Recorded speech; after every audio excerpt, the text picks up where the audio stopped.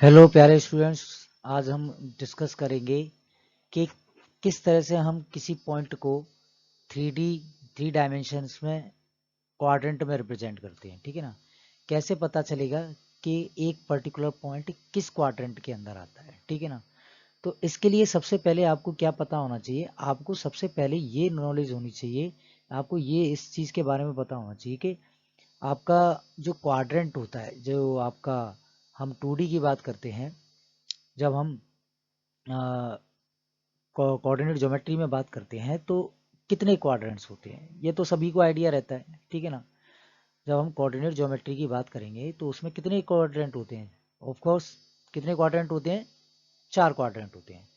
अब किस तरह से हम इसको पता करेंगे, तो बच्चों को कुछ कंफ्यूजन ये भी रहता है कि हम वो रैंडमली किसी भी क्वाड्रेंट को फर्स्ट सेकंड थर्ड ले लेते हैं। ऐसा कुछ नहीं है, आपका एक पर्टिकुलर एक स्टैंडर्ड होता है इसको लेने का। ठीक है ना। तो हम किस तरह से मूव करते हैं, हम एंटी क्लॉकवाइज, मैथ्स में सबसे ज़्यादा हम एंटी क्लॉकवाइज ही मूव करते हैं। ठीक है ना। जब हमें एंगल मेजर करना होता है तब हम पॉजिटिव लेते हैं उसको। जब एंगल पॉजिटिव लिया होता है तो एक्चुअल में वो क्या होता है, उसको कंसीडर किया जाता है एंटी क्लॉकवाइज। ठीक। तो ये आपका पॉजिटिव एक्स एक्सिस है और इधर की साइड में क्या होता है आपका एक्स नेगेटिव, यानी जो डैश वाला केस होगा वो नेगेटिव साइड को रिप्रेजेंट करेगा। ठीक है ना। अब आते हैं हम वाई, और ये हो गया का वाई डैश और ये हो गया वाई, यानी ये ऊपर की साइड पॉजिटिव है और ये नेगेटिव है। ठीक है ना। सेम वे में हम यहाँ पर रिप्रेजेंट कर देते हैं इसको। ये अब देखो यहाँ पर ये है 2D और ये है आपका 3D। तो पहले हम इस 2D पे आते हैं। तो इसका पहला जो क्वाड्रेंट होता है वो होता है आपका, वो रिप्रेजेंट करता है आपका पॉजिटिव कॉमा पॉजिटिव, यानी इसमें जो भी पॉइंट्स होंगे उनकी एक्स और वाई की वैल्यू, दोनों की वैल्यू क्या होगी, पॉजिटिव होगी। अगर दोनों वैल्यू पॉजिटिव है इट मीन्स कि वो किस क्वाड्रेंट में है, आपका फर्स्ट क्वाड्रेंट में है। ठीक है ना। अब आते हैं सेकंड क्वाड्रेंट। तो जब अब हम सेकंड एंटी क्लॉकवाइज मूव करेंगे, हम इस तरह से मूव करेंगे इसमें। ठीक है ना। तो अब ये जो क्वाड्रेंट है भाई ये फर्स्ट हो गया आपका। ठीक है ना। तो अब आते हैं हम सेकंड क्वाड्रेंट पे। ठीक है। तो सेकंड क्वाड्रेंट में आपका ये है, आपका एक्स एक्सिस नेगेटिव है लेकिन वाई वाई तो पॉजिटिव है ना। तो ये जो क्वाड्रेंट हो जाएगा आपका सेकंड है, और इसमें जो कंडीशंस होगी कोऑर्डिनेट के लिए वो क्या होगी, नेगेटिव कॉमा पॉजिटिव।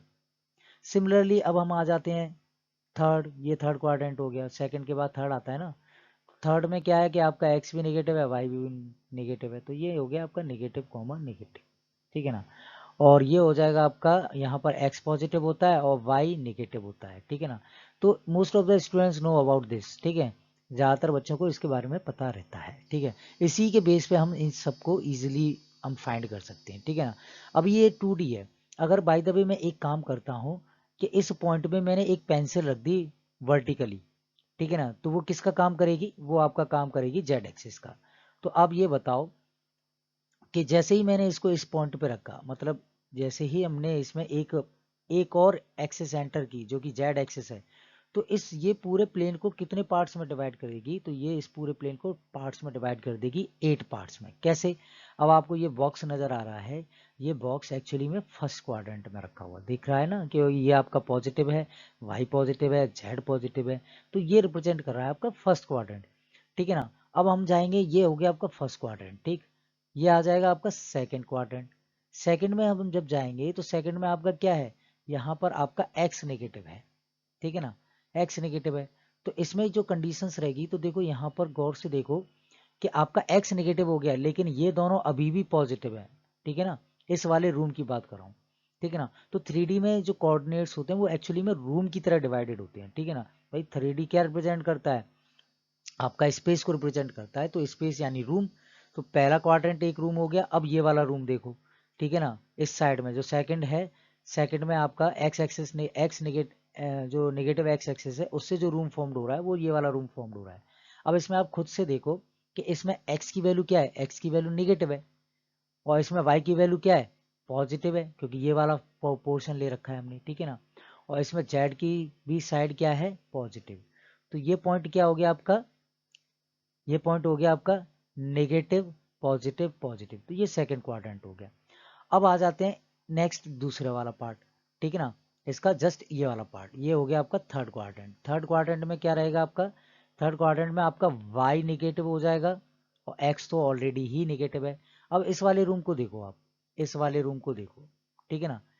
जब हम इस वाले रूम पे फोकस करते हैं तो ये वाला जो रूम है थर्ड वाले क्वाड्रेंट में, इसमें क्या है आपका एक्स नेगेटिव है, वाई नेगेटिव है, बट अभी भी जेड पॉजिटिव है। इसकी हाइट, इस वाले रूम की हाइट ऊपर की साइड में ना, ठीक है ना, ये वाला रूम अप साइड है, तो इस केस में इसके जो कोऑर्डिनेट होंगे थर्ड वाले में वो क्या होंगे आपके एक्स नेगेटिव, वाई भी नेगेटिव और जेड आपका पॉजिटिव है, ठीक है ना।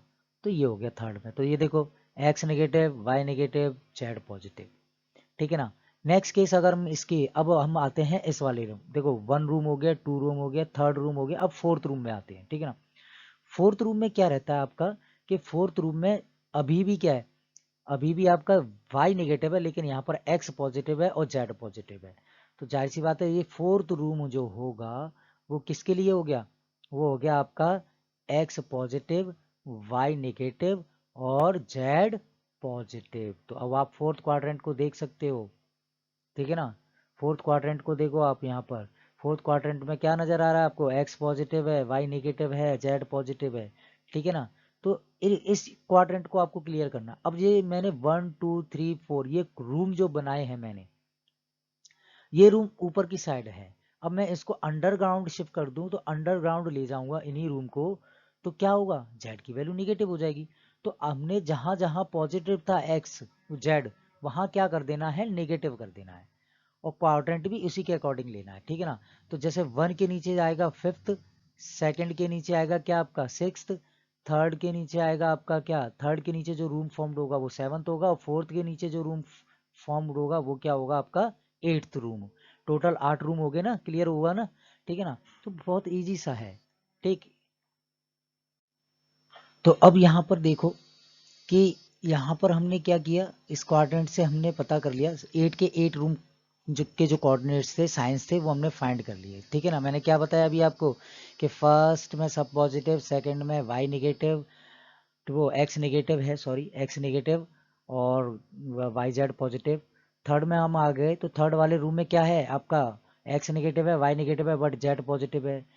फोर्थ में क्या है आपका, आपका एक्स पॉजिटिव है, वाई नेगेटिव है और जेड पॉजिटिव है। ये ऊपर के वाले रूम है। अब ये अंडरग्राउंड रूम में जाएंगे, जब ये नीचे की तरफ जाएंगे, इन्हीं रूम्स को नीचे की तरफ शिफ्ट कर दो तो जेड नेगेटिव हो जाएगा, ठीक है ना। तो इनमें क्या करना है, यही सारी कंडीशंस को आपको प्लस, ये जेड के जो प्लस वाले साइन है उसको हटा के माइनस कर दो। अब इस टेबल को याद करना तो बड़ा डिफिकल्ट सा टास्क हो गया है ना, लेकिन आपको टेबल याद करनी ही नहीं है, आपको सिंपल सा अपना जो 10th लेवल का है, 9th लेवल का है, उसी से ही पता चल जाएगा। कैसे पता चलेगा वो अब डिस्कस करते हैं, ठीक है ना। तो अब ये देखो यहाँ पर जैसे मैंने पॉइंट ले लिया, मैंने पॉइंट ले लिया -1, 2, 3 ले लिया, ठीक है ना। अब आपको फोकस करना है, जेड पे फोकस नहीं करना, आपको फोकस एक्स और वाई पे करना है। अब ये बताओ ये -1, 2 किस क्वाड्रेंट में आएगा, तो -1, 2 जाहिर सी बात है 9th क्लास में हमने, 10th क्लास में जब हम पढ़ते हैं तो क्वाड्रेंट पढ़ते हैं कि क्वाड्रेंट कौन सा पॉइंट किस क्वाड्रेंट में है। तो -1, 2 किस क्वाड्रेंट में आ गया आपका, सेकंड में। तो अगर जेड पॉजिटिव है तो जो एक्स वाई जहां पर लोकेट करेंगे वही आपका आंसर होगा। तो देखो आप इसको देखो, तो ये सेकंड क्वाड्रेंट में है, सेकंड में एक्स की वैल्यू वो एक्स की वैल्यू नेगेटिव और ये दोनों पॉजिटिव, तो देखो है ना सेकंड में। अब बाय द वे में इसी को, ये किस में चला गया आपका, सेकंड में चला गया। लेकिन इसी क्वाड्रेंट को अगर मैं ऐसे लिख दूं -3, इसको मैंने -3 कर दिया, तो अब ये किस में चला जाएगा। तो आपको सिंपल सा कुछ नहीं करना है, आपको जो पहले इनको फोकस में रखना है, ठीक है ना। इसको फोकस करो आप, आपको फोकस किस पे करना है, इन दोनों पे फोकस करना है, ठीक है ना। एक्स वाई पे ही फोकस करना है सबसे पहले, ठीक है ना। इन दोनों पे फोकस किया तो इनका पता कर लो कि ये किस क्वाड्रेंट के एलिमेंट है, सेकंड क्वाड्रेंट मतलब जो कोऑर्डिनेट ज्योमेट्री हम पढ़ते हैं, ठीक है ना। तो उसके अकॉर्डिंग ये सेकंड क्वाड्रेंट में है, ठीक है ना। तो अब सेकंड क्वाड्रेंट में है, जब भी कभी भी अगर जेड नेगेटिव हो तो उसमें क्या कर देना है कि जो आपके एक्स कोऑर्डिनेट मतलब जो कार्टेशियन प्लेन के अकॉर्डिंग ये जिस क्वाड्रेंट में लाई कर रहे हैं उसमें आपको प्लस कर देना है कितना, 4। इसमें प्लस कर दो आप 4। तो जैसे ही हम +4 करेंगे तो ये कितना हो जाएगा, 4 + 6 सिक्स्थ क्वाड्रेंट हो गया, ठीक है ना। तो अब देखो सिक्स क्वाड्रेंट क्या है आपका, ये रहा सिक्स क्वाड्रेंट। अच्छा इसमें एक्स नेगेटिव है, यस नेगेटिव है, इसमें वाई पॉजिटिव है, यस वाई पॉजिटिव है, इसमें जेड नेगेटिव है, यस नेगेटिव है। तो वेरी सिंपल है, ठीक है ना, ये समझ में आया ना। तो बहुत इजी सा है इसको अप्लाई करना। बस आपको क्या फोकस करना है, एक्स और वाई पर। अब जैसे मैंने ले लिया -1, ठीक है ना, -1, -2, 3 ले लिया, ठीक है ना।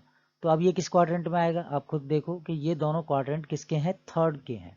-1, -2 किस में आता है, आपका थर्ड में आता है।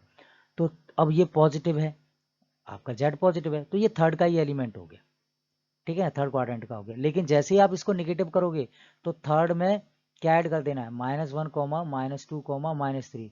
थर्ड में आप 4 ऐड कर दो, तो 3 + 4 क्या हो गया, 7। तो देखो 7 में तीनों के तीनों नेगेटिव हो गए ना। तो ये कंसेप्ट था इसका कि क्वाड्रेंट पता करने के लिए बस आपको क्या करना है, आपको एक्स एक्सिस और वाई एक्सिस पे फोकस, एक्स और वाई के साइन पे फोकस करना है। अगर जेड का को जेड वाला जो कोऑर्डिनेट है, पॉइंट है, वो अगर पॉजिटिव है तो जो एक्स वाई का क्वाड्रेंट है वही कंसीडर किया जाएगा। अगर नेगेटिव है तो +4 कर दो उस क्वाड्रेंट में, वही आपका आंसर होगा। That's it. ये था आपका पॉइंट की लोकेशन बताने का तरीका। ओके।